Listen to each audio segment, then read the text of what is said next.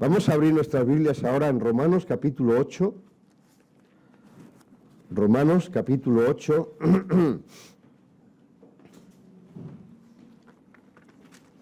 Y vamos a leer los versículos 26 a 39. Un pasaje muy conocido y que nunca debemos olvidar. Capítulo 8 es un tremendo capítulo en el libro de Romanos. Es quizá donde más se habla del Espíritu, de la obra del Espíritu, pero entre otras cosas la cantidad de promesas que hay, como estas que vamos a ver. Versículo 26 en adelante, hasta el final del capítulo, de Romanos 8.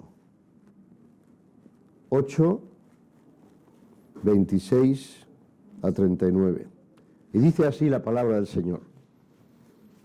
Y de igual manera el Espíritu nos ayuda en nuestra debilidad, pues qué hemos de pedir como conviene, no lo sabemos. Pero el Espíritu mismo intercede por nosotros con gemidos indecibles. Mas el que escudriña los corazones sabe cuál es la intención del Espíritu, porque conforme a la voluntad de Dios intercede por los santos. Y sabemos que a los que aman a Dios todas las cosas les ayudan a bien, esto es, a los que conforme a su propósito son llamados. Porque a los que antes conoció también los predestinó para que fuesen hechos conformes a la imagen de su Hijo, para que Él sea el primogénito entre muchos hermanos. Y a los que predestinó, a estos también llamó, y a los que llamó, a estos también justificó. Y a los que justificó, a estos también glorificó. ¿Qué pues diremos a esto? Si Dios es por nosotros, ¿quién contra nosotros? El que no escatimonia a su propio Hijo, sino que lo entregó por todos nosotros, ¿cómo no nos dará también con Él todas las cosas? ¿Quién acusará a los escogidos de Dios? Dios es el que justifica. ¿Quién es el que condenará?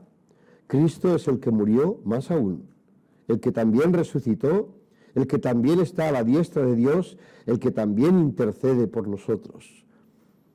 ¿Quién nos separará del amor de Cristo?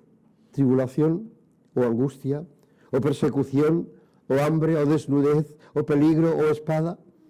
Como está escrito, por causa de ti somos muertos todo el tiempo, somos contados como ovejas de matadero. Antes, en todas estas cosas somos más que vencedores por medio de aquel que nos amó.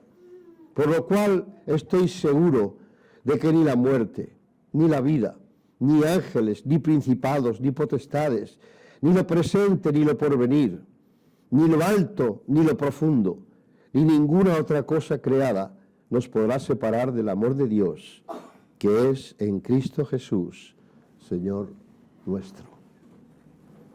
Hablábamos de la ascensión del Señor la semana pasada. Esta es la segunda parte, si bien no tiene que enlazar, solamente es la segunda parte porque tocamos el mismo tema, pero no tiene por qué continuar como aquel que dice, bueno, es que si me perdí el primero, pues entonces el segundo no sé por dónde va a ir, ¿no? No es el tema. Simplemente vamos a recordar algo para empezar. Pero algunas cosas que recordábamos son esas 8 cosas o razones que le dimos por las que era necesario que el Señor Jesús resucitara. Fuera elevado a los cielos, ascendiese la palabra que buscaba. Una, porque el cielo, recordaréis esto, porque el cielo es su hogar. 2, porque Él quiere que estemos con Él donde Él está. 3, porque nos convenía que se fuese, Él mismo nos lo dijo el Señor. También la 4, porque se debía cumplir lo que se había escrito de Él.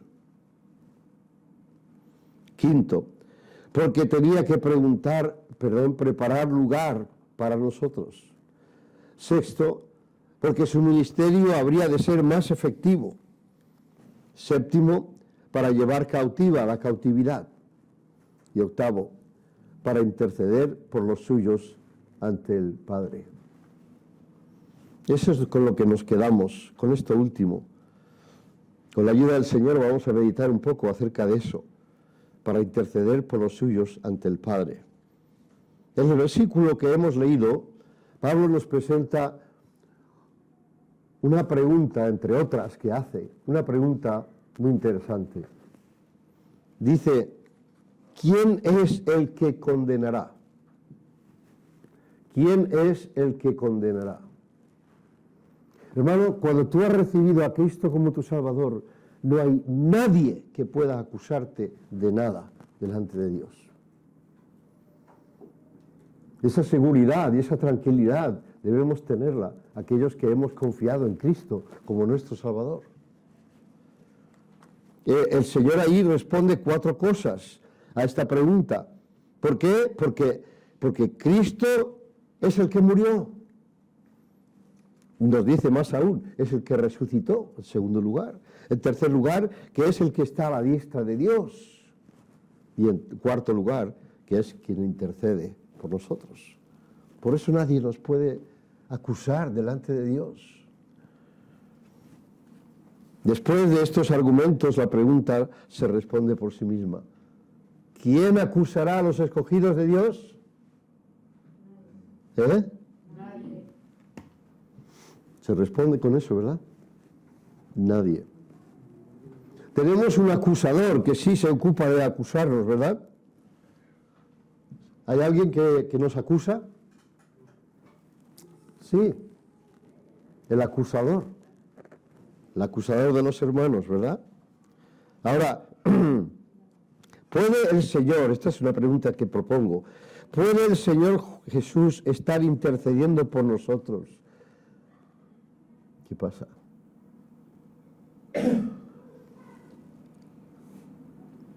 ¿Puede el Señor Jesús estar intercediendo por nosotros y a la vez condenarnos? ¿Qué pensáis? No. Si está intercediendo por nosotros, ¿cómo nos va a condenar al mismo tiempo? Sabéis que Él es el juez. Aunque se habla de Dios, también dice que le dio el juicio a su Hijo. Y su Hijo es el que nos va a juzgar. Especialmente estamos hablando de los creyentes. Porque hay un sitio que se llama el Tribunal Bema, Tribunal de Cristo. Y ahí todos los creyentes han de pasar para ser juzgados. Pero también se nos dice que al final de los tiempos, a los incrédulos va a ser Dios quien les va a juzgar. Todos se van a presentar delante de Él y serán juzgados por sus obras, y el que no se halló inscrito en el libro de la vida será lanzado al lago de fuego. Una pregunta, ¿tú crees que eso va a ser verdad? ¿Lo crees? ¿O es algo que queda bien para escribirlo, pero eso no va a suceder nunca? Eso va a suceder. Todo lo que el Señor dice en su palabra ha sucedido. No hay nada que haya fallado hasta el día de hoy. Y son muchas las cosas que se han cumplido hasta el día de hoy. Muchas. Como decíamos no hace mucho, alrededor de 300 profecías se cumplieron cuando el Señor Jesucristo vino y en su propia vida. Cosas que el Señor había dicho de antemano y ocurrieron, pasaron, sucedieron una tras otra, tras otra. Y muchas más. Y estamos hablando, no paran de hablar del ¿cómo se llama? Del calentamiento global, ¿no? ¿Y hay otra manera de llamarlo? Cambio climático es la palabra. Cambio climático. Cambio climático. ¿Sabes lo que es el cambio climático? Que Dios viene pronto, el Señor viene pronto. Ese es el cambio climático. La gente no ve otra cosa más que el cambio climático, ¿no? Es que lo hemos hecho tan mal. Pues sí, lo hemos hecho mal, pero el Señor ya nos está diciendo que todas esas cosas habían de ocurrir y están ocurriendo hoy en día.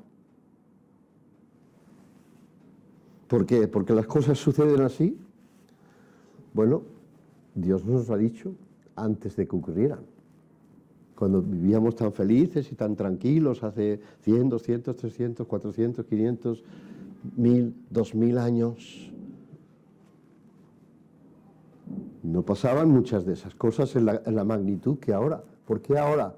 Pues el Señor ha dicho que iba a pasar.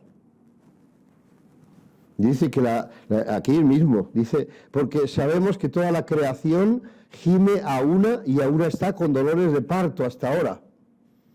La creación está con dolores de parto. Va a parir. Va a parir. ¿Y sabes lo que va a parir? La gran tribulación.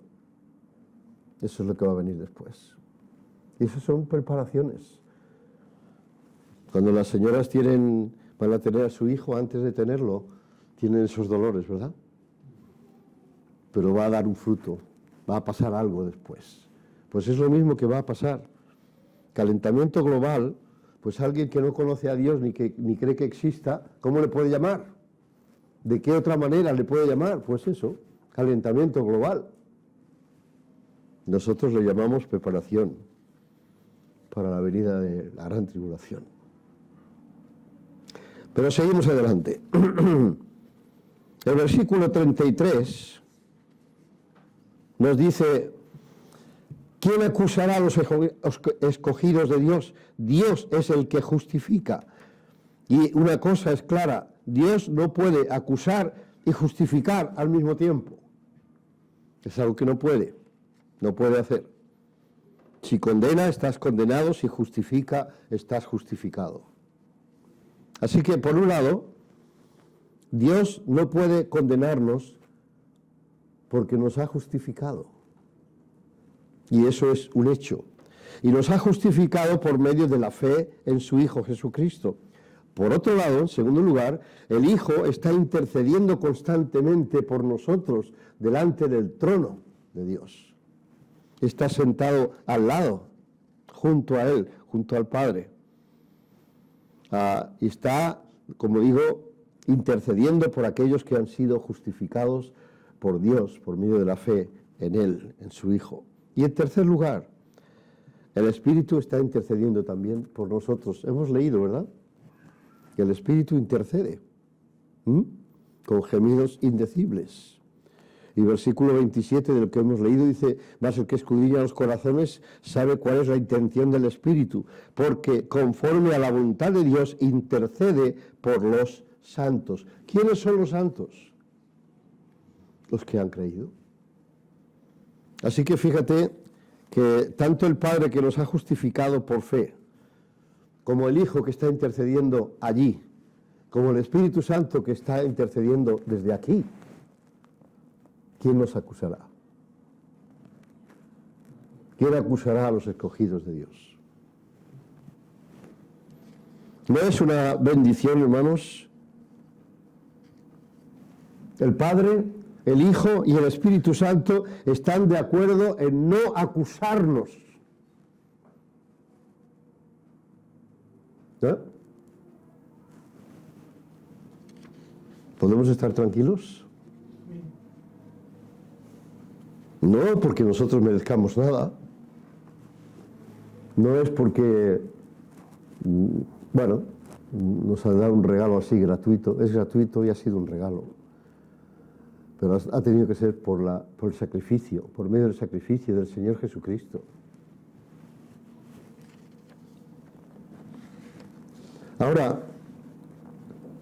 volviendo otra vez, ¿quién acusará a los escogidos de Dios? Y tenemos este triple seguro de que no podemos ser acusados. Ahora, cuando viene a tu mente algo que sabes que es pecado, y tú vas y lo confiesas al Señor y le dices: Señor, perdóname de nuevo por esto, ¿el Señor te perdona? Que si confesamos nuestros pecados, Él es fiel y justo para perdonar nuestros pecados y limpiarnos de toda maldad. Entonces, si eso es así, ¿podría después acusarnos de ese pecado que nos ha perdonado? No podría. Sin embargo, a veces nos viene a la mente aquello de, mira lo que hiciste, ¿verdad? Mira lo que has hecho. ¿Sí o no? No, yo creo que nos pasa a todos porque yo soy tan persona como vosotros. No soy un extraterrestre. A mí me pasa. Ese es el acusador que dice, ¿tú te crees que eres hijo de Dios y mira qué has hecho? ¿No te acuerdas de lo que hiciste? La respuesta nuestra, ¿sabes cuál tendría que ser? Debería ser, sí, pero el Señor me ha perdonado y me ha limpiado y sigo siendo su hijo de Dios y ha puesto un sello en mí que es del Espíritu Santo y me va a guardar hasta el día final. Así que apártate de mí, como dijo el Señor, ¿no? Apártate de mí, Satanás, me eres tropiezo. Él se lo dijo a Pedro, pero las palabras iban dirigidas a aquel que estaba manipulando a Pedro, ¿no? Apártate de mí. No vamos a olvidar los pecados, al menos muchos de ellos no los vamos a olvidar, ¿sí o no? De los que hemos hecho y posiblemente de los que aún haremos. Pero tenemos un Dios en los cielos que por la justicia del Señor Jesucristo, por su sacrificio en la cruz y por la fe por medio de Él, hemos sido perdonados, hemos sido salvados, hemos sido justificados. Justificados pues por la fe, tenemos paz para con Dios por medio de nuestro Señor Jesucristo. Estamos en paz con Dios. No nos va a acusar. Esa tranquilidad debemos tener. Él no me va a acusar. Yo sé que no merezco. Merezco su acusación y su condena, o tú no. Todos lo merecemos. Pero esa es la gracia. Cuanto más cerca veo, o más de cerca puedo ver cuán malo soy, cuán indigno, que no merezco una salvación tan grande, más agradecido estoy de que Dios haya tenido tan grande gracia para conmigo, porque ha tenido que tener mucha gracia, inmensurable gracia, para justificarme a mí, que soy pecador.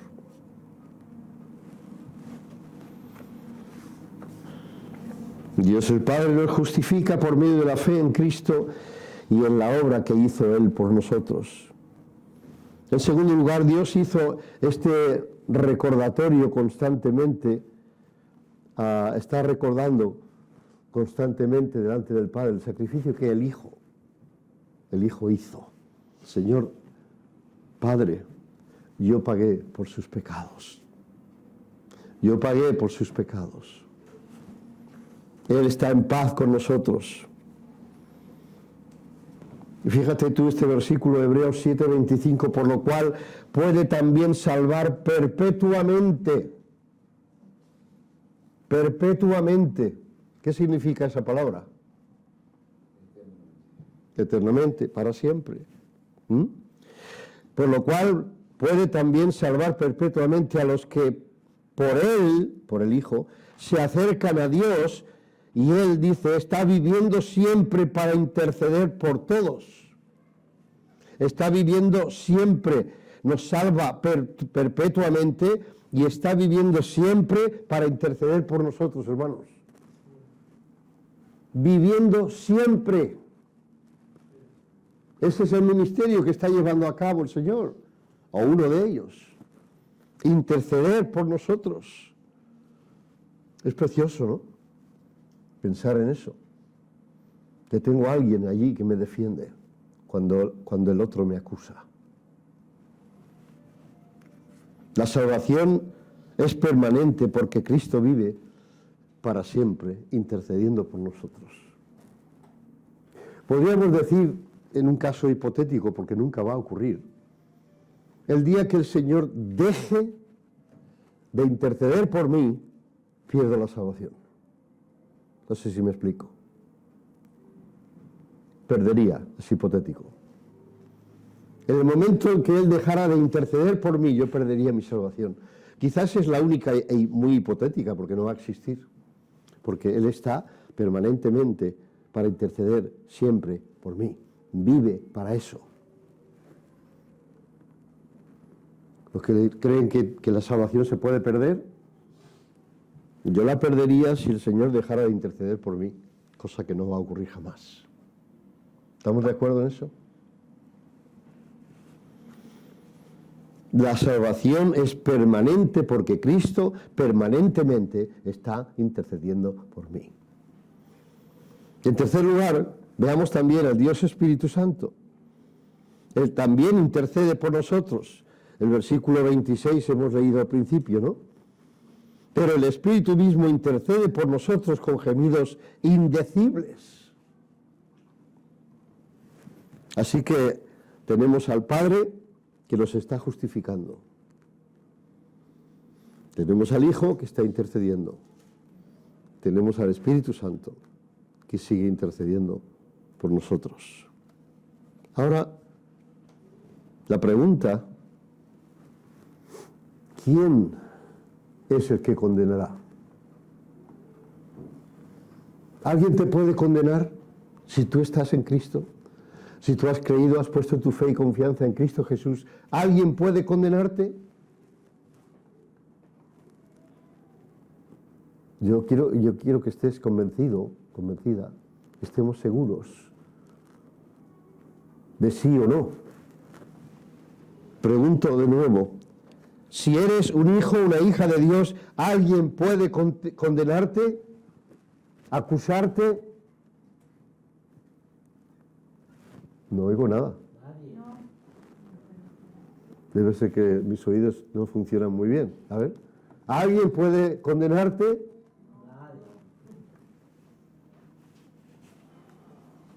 Nadie. Estamos a salvo, hermanos. Estamos seguros en Cristo. Y esa seguridad debe causar gozo en nosotros, a pesar de las dificultades. A pesar de las 1000 situaciones que cada uno va a vivir o está viviendo en su vida. Soy del Señor, soy posesión suya. Nadie puede quitarme esa salvación que Dios me ha dado. Y hay alguien que si ya, por un lado alguien me acusa, hay alguien que me defiende. Y estoy tranquilo. Fijémonos en esto. Cristo es nuestro sumo sacerdote, ¿verdad? Nos enseña la palabra especialmente en Hebreos, según el orden de Melquisedec. Tiene su sentido, pero no vamos a entrar ahora en eso. Pero nuestro sumo sacerdote nos representa ante el Padre. La palabra del Señor nos dice que solo hay un mediador entre Dios y los hombres, Jesucristo hombre, ¿vale? ¿Sabes lo que es un sacerdote? ¿Nadie sabe qué es un sacerdote? Un intermediador, uno que intermedia, uno que media entre Dios y tú. Y esos llamados sacerdotes en la Iglesia Católica están intercediendo por ti delante de Dios. Pero también se nos dice en la palabra que nosotros somos hechos, ¿qué? Reyes y sacerdotes para Dios. Así que es que no necesitamos alguna otra persona que interceda por mí o por ti. No necesitamos a nadie. Yo soy quien puedo presentarme delante del Señor por medio del Señor Jesucristo. Porque Él está allí. Ah, pero ¿y si no hubiese ascendido? Si no hubiese ascendido no estaría allí. Era necesario que Él ascendiera para que pudiera interceder en el trono o al lado del trono, justo en el trono del Padre.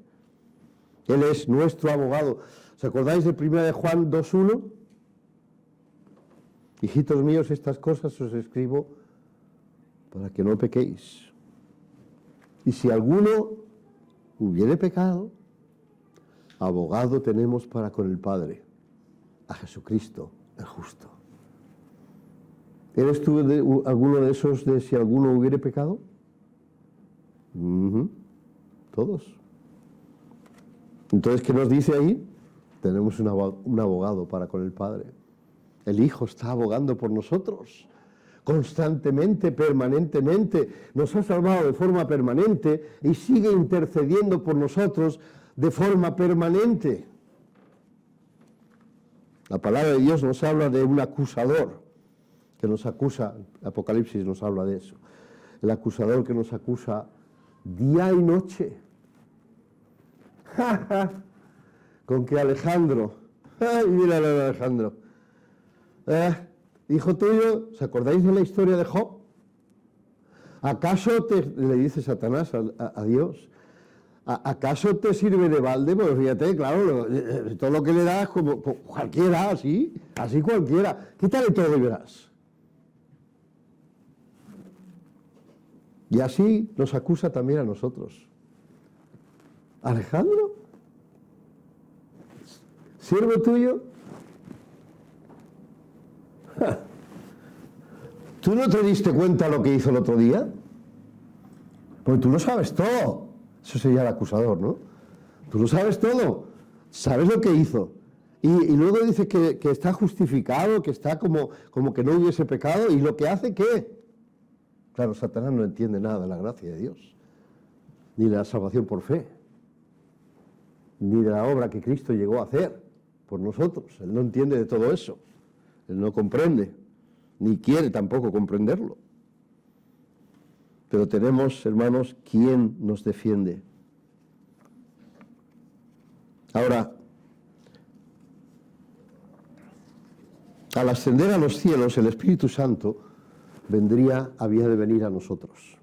¿Os acordáis que dice, creo que es en Juan 16, os conviene que yo me vaya porque si no me fuere no vendría Consolador, pero si me fuere os lo enviaré. Os enviaré o vendrá otro Consolador. No, confundo dos pasajes, pero os lo enviaré, ¿de acuerdo? O sea que el Espíritu Santo había de venir. Y dice, os conviene que yo me vaya, que venga Él.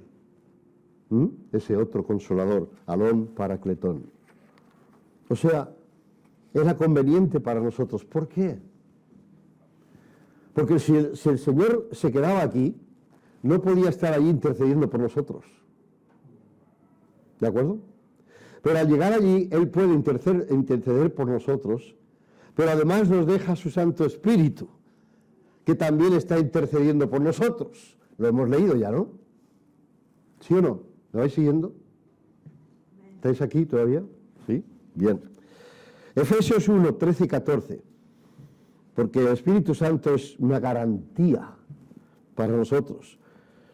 En Él también vosotros, habiendo oído la palabra de verdad, el Evangelio de nuestra salvación, y habiendo creído, no solamente haberlo oído, date cuenta de eso, no solamente haber oído el Evangelio, hay muchos que han oído el Evangelio, pero no son salvos.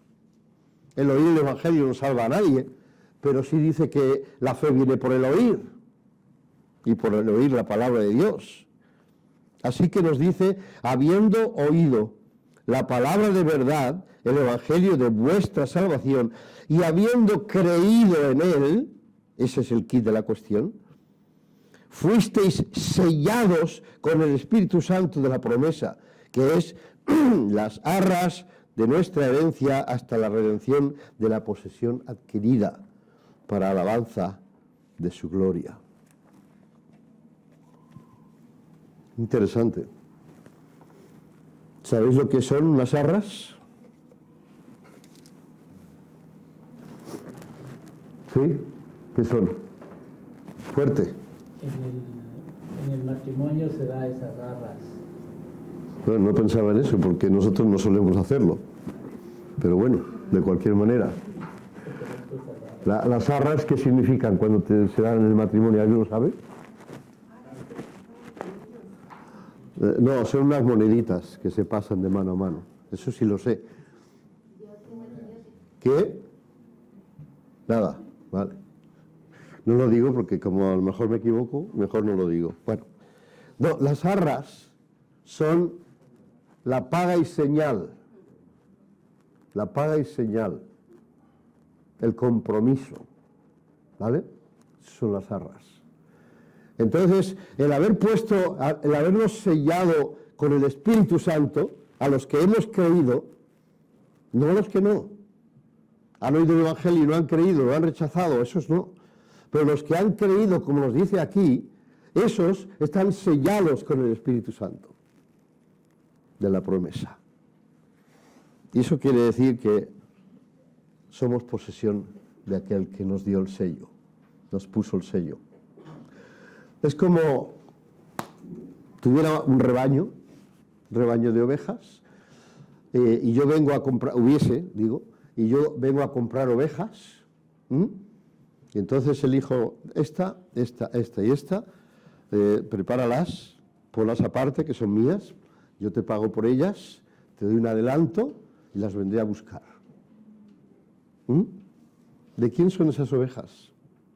Viene otro y dice, quiero esta oveja, esta... No, estas 4 que has dicho, no, porque esas ya están comprometidas. Esas no te las puedo vender. Ya están vendidas. Yo he vendido coches por unos 5 años. Bueno, a los 2 años y medio ya no los vendía directamente, me encargué de otros que lo hicieran, pero por 2 años y medio por lo menos puedo decir que estuve vendiendo directamente.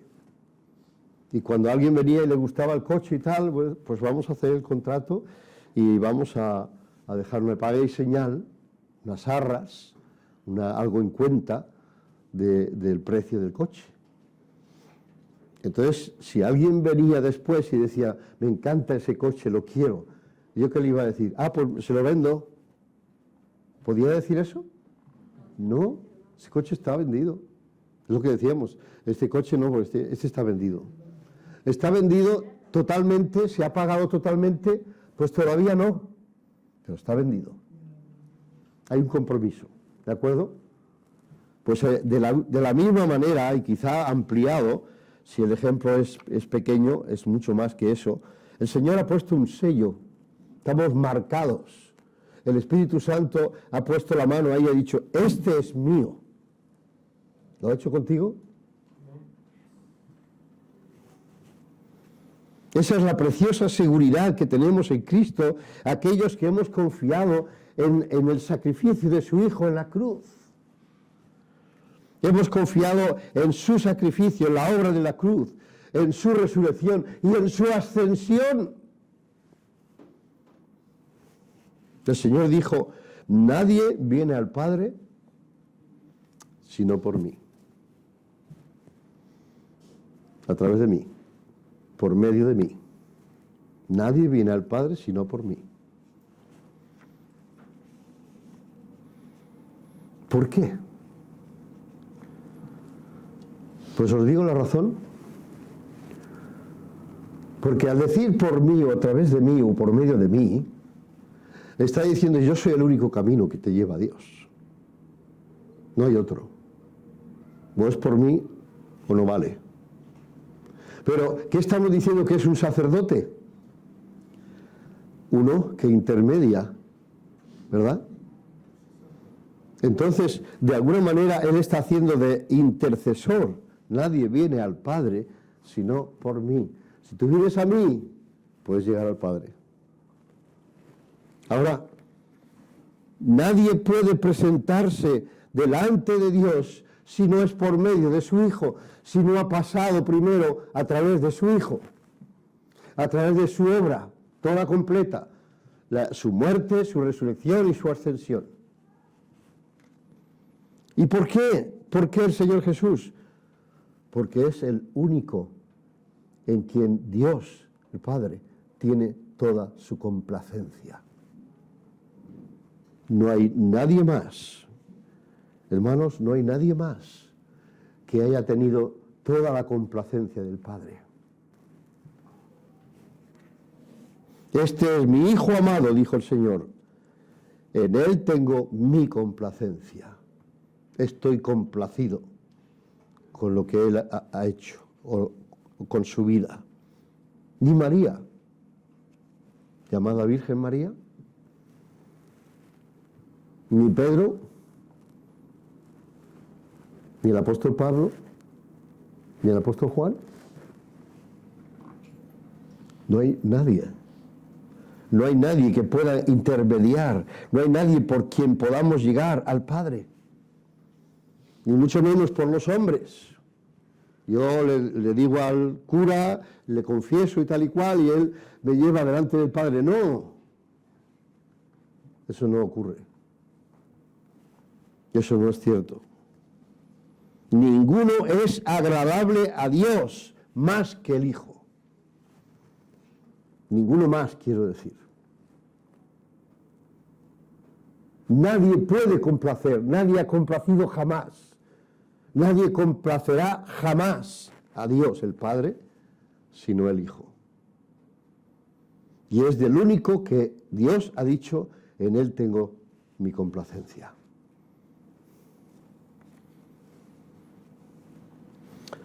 Hebreos 7, versículos 23 a 26.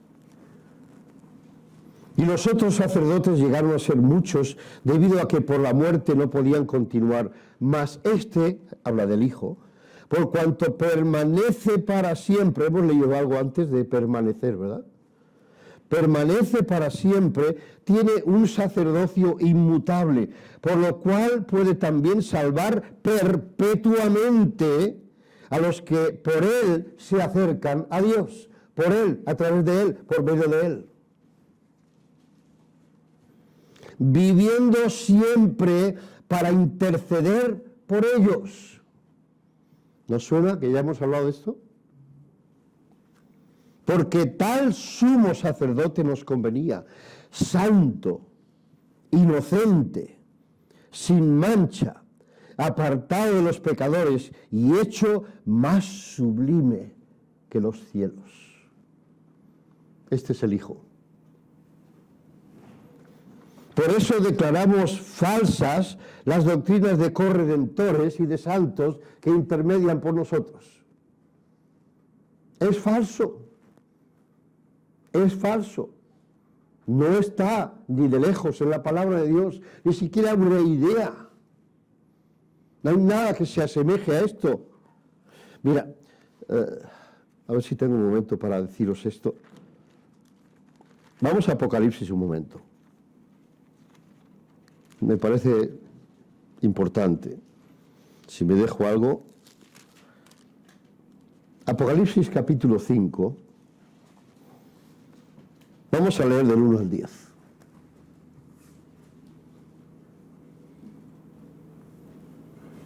Y dice, bueno, Apocalipsis es muy difícil de entender. Hay cosas que no. Hay cosas que se entienden fácil. Hay cosas más complicadas, pero esta es fácil. Y lo vamos a entender. Dice, y vi en la mano derecha, este es Juan quien escribe, el apóstol Juan, y vi en la mano derecha del que estaba sentado en el trono un libro escrito por dentro y por fuera, sellado con 7 sellos. Y vi a un ángel fuerte que pregonaba a gran voz, ¿quién es digno de abrir el libro y desatar sus sellos? Y ninguno, ni en el cielo, ni en la tierra, ni debajo de la tierra, podía abrir el libro ni aún mirarlo. Y dice Juan, y lloraba yo mucho, porque no se había hallado a ninguno digno de abrir el libro, ni de leerlo, ni de mirarlo, ni siquiera de mirarlo. Y uno de los ancianos me dijo, versículo 5, no llores, he aquí que el león de la tribu de Judá, la raíz de David, ha vencido para abrir el libro y desatar sus 7 sellos. Y miré, y vi que en medio del trono y de los 4 seres vivientes y en medio de los ancianos estaba en pie un cordero como inmolado, que tenía 7 cuernos y 7 ojos, los cuales son los espíritus de Dios enviados por toda la tierra. Y vino y tomó el libro de la mano derecha del que estaba sentado en el trono. Vamos a dejar ahí de momento. Piensa un momento. Esta visión es apocalíptica, es futura, es para para las últimas cosas que han de suceder. ¿Ah? Escatológico. Algo que ha de suceder. Todavía no ha ocurrido.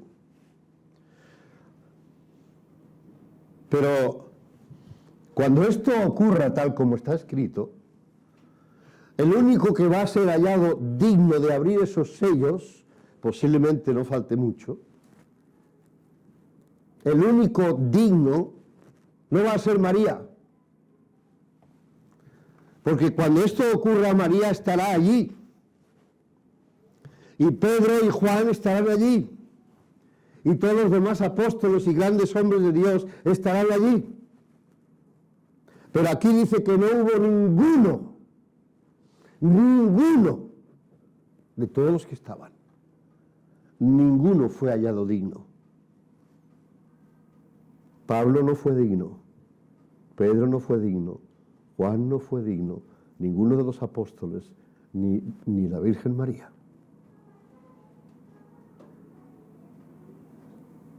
Solo uno.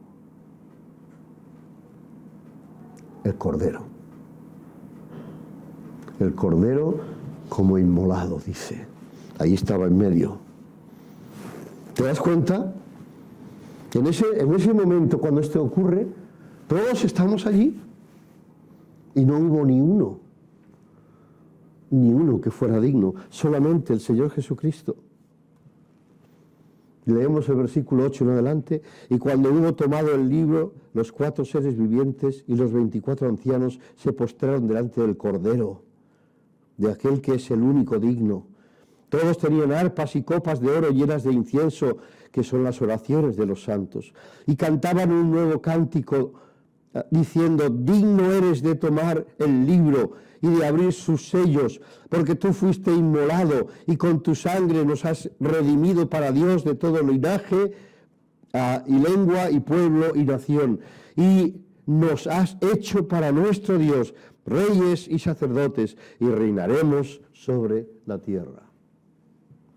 Ahora, ¿es suficientemente claro este pasaje para decir que ni la Virgen María era digna?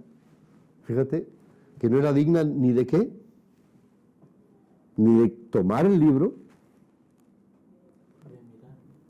y dice entre otras cosas, hay 3 cosas, y ahora se me ha perdido, porque la última es ni de mirarlo. Me fui demasiado deprisa. Dice: ninguno digno de abrir el libro, de leerlo, ni de mirarlo. La Inmaculada, llamada así, Virgen María, estaba allí. Y seguramente con la cabeza agacha. Tú y yo, y todos los grandes apóstoles y grandes hombres de Dios, no podíamos mirar ese libro siquiera, mucho menos leerlo y mucho menos cogerlo. Nadie, ni en el cielo ni en la tierra, pero solo hubo uno, el Señor Jesucristo, el Cordero, que quita el pecado del mundo. Ese es el único que es digno de abrir estos sellos.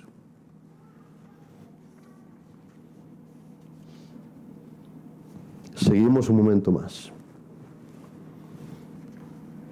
Es por eso que declaramos, como he dicho antes, falsas esas doctrinas de la corredentora, hablando de María, de los santos. ¿Sabéis que una de las doctrinas católicas es la ascensión en cuerpo y alma de la Virgen María? ¿Hasta dónde llegan las invenciones de los hombres? Cristo resucitó. Bueno, ella como no murió, no tuvo que resucitar, pero el Señor ascendió y ella también. Y desde allí parece ser que, según ellos, intercede por nosotros.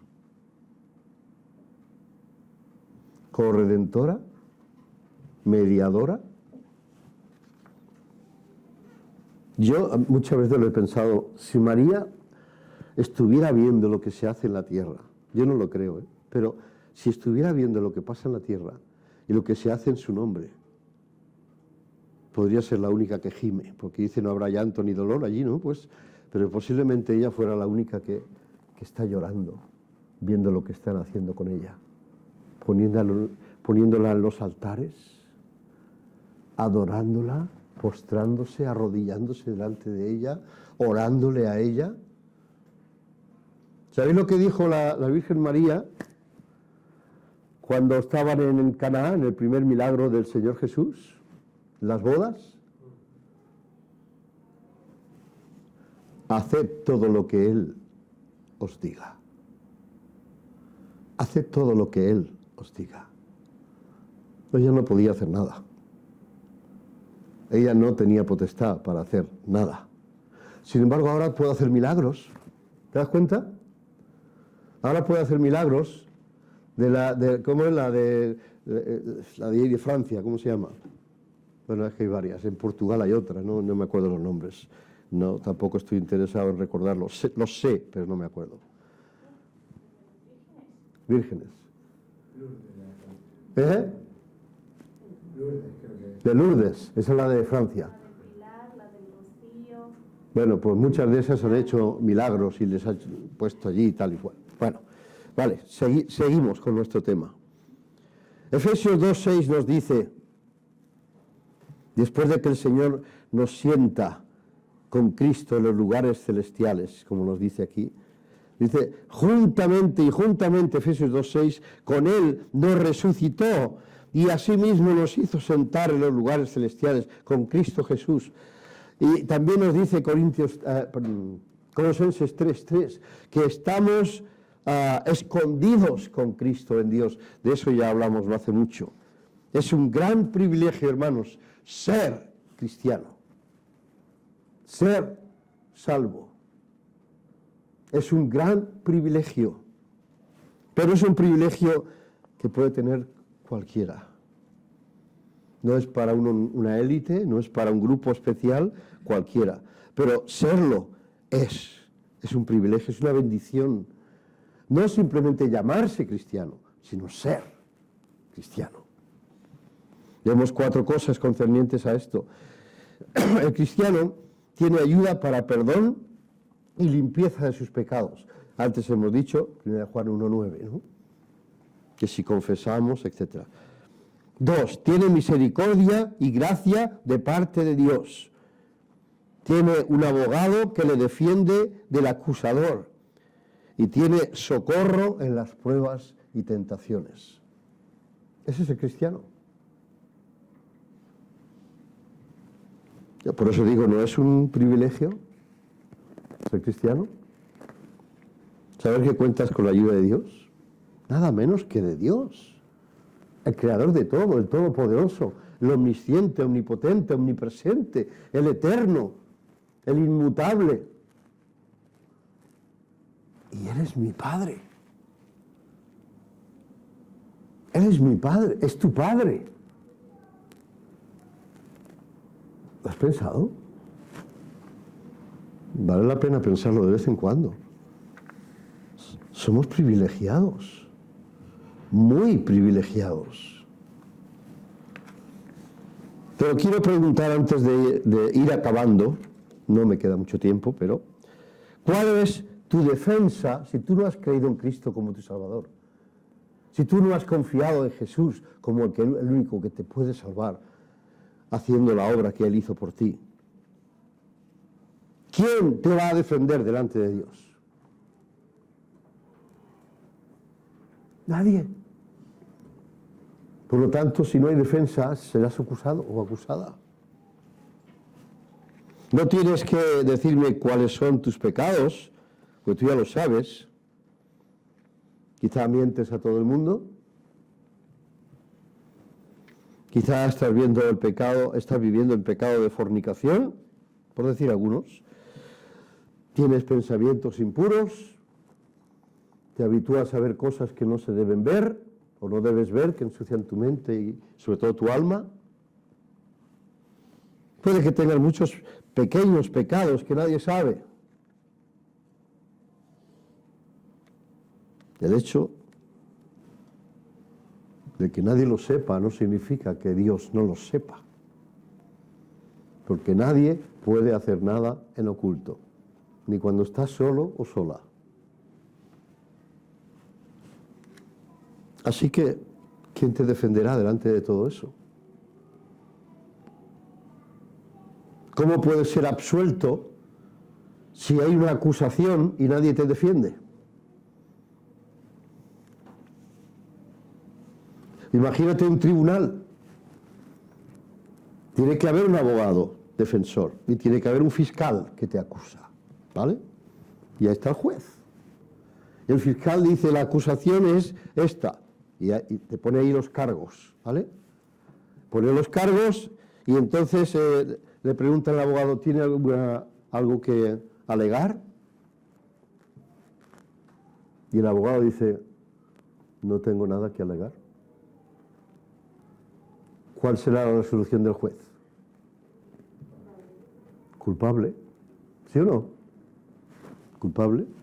Si el abogado no te puede defender, es que él también cree que eres culpable, así que... Eso de alguna manera podría suceder un día cuando estés delante del trono de Dios. Porque todos somos pecadores, pero hay diferencia. Unos son pecadores que han sido redimidos, salvados, o sea, como dice, santificados y justificados, lavados, santificados y justificados, ¿verdad? Y otros, por haber rechazado o porque insisten en rechazar en la obra de Cristo y lo que Él hizo por cada uno de nosotros, siguen estando condenados, bajo condenación. Versículo otra vez ahí.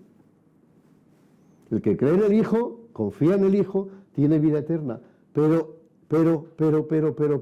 el que rehúsa creer en el Hijo no verá la vida, sino que la ira de Dios está sobre él y permanece, está presente continuo, está. Mientras estás en esa situación de rehusar a Cristo, estás bajo la ira de Dios. Bueno, tú eres buena persona. Sí, seguro que sí.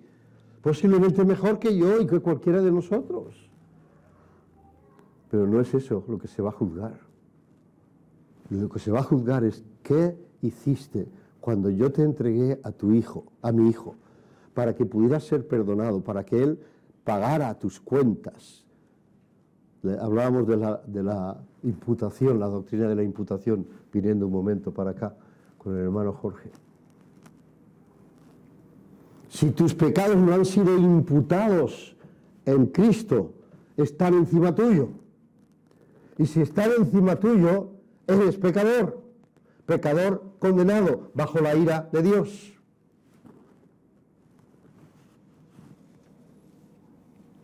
Ahora, quiero que sepas, antes de que concluya, quiero que sepas una cosa. Por ejemplo, tengo dos versículos aquí. En Ezequiel 18, 23 dice, ¿quiero yo la muerte del impío? Dice el Señor. ¿Quiero yo la muerte del impío? Dice Jehová el Señor. ¿No vivirá si se apartare de sus caminos? Ezequiel 33, 11 dice, vivo yo, dice Jehová el Señor, que no quiero la muerte del impío, sino que se vuelva el impío de su camino y que viva.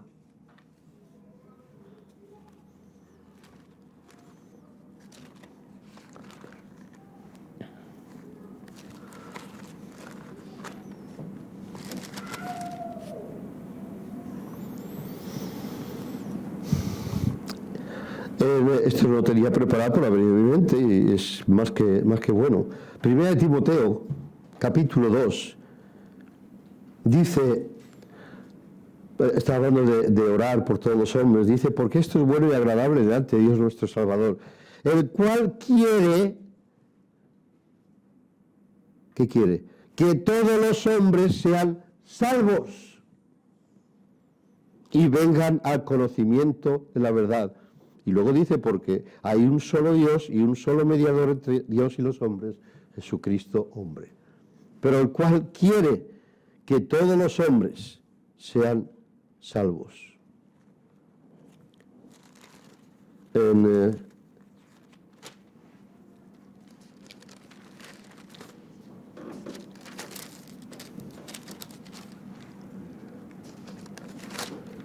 capítulo, en 2 de Pedro,